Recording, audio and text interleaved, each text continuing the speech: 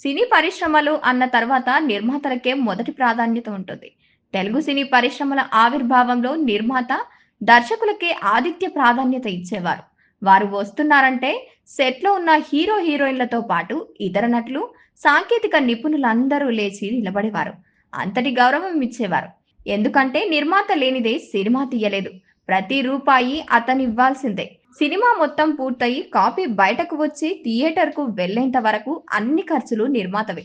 కాబట్టి నిర్మాతకు అంత విలువనిచ్చేవారు. కానీ క్రమేణా నిర్మాతకు గౌరవం ఇవ్వడం మానేసి, హీరోకు గౌరవం ఇవ్వడం ప్రారంభించారు. అదేంటని ప్రశ్నిస్తే, హీరోల కన్నా అభిమానుల వల్లే మనకు రూపాయి వస్తుందని, వారంతా థియేటర్‌కు తరలివస్తేనే మనకు లాభం వస్తున్నాయంటూ నిర్మాతలు కూడా సర్దుపోయేవారు. అయితే ప్రస్తుత తరుణంలో నిర్మాత ఖర్చులు విపరీతంగా పెరిగిపోయాయి.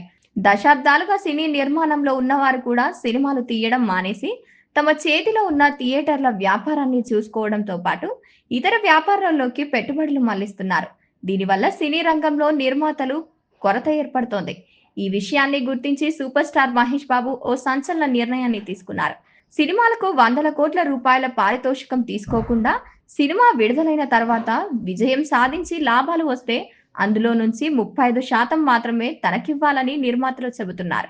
ప్రస్తుతం రాజమౌళి దర్శకత్వంలో చేస్తున్న సినిమాకు తన పారితోషికాన్ని అలాగే తీసుకుంటున్నారు. దీనివల్ల నిర్మాత చాలా సురక్షితంగా ఉన్నట్లు లెక్క. సినిమా విజయం సాధించకపోయినా ఎంతో కొంత ఇస్తారు.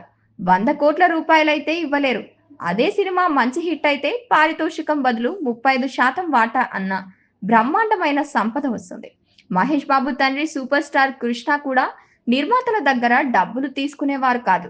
ఒకవేళ సినిమా ఫ్లాప్ అయితే ఆ డబ్బును నిర్మాతకు తిరిగిచ్చేయడమే కాకుండా తర్వాత అతనికి మరో సినిమా చేయడానికి కాల్ షీట్లను కూడా ఇచ్చేవారు.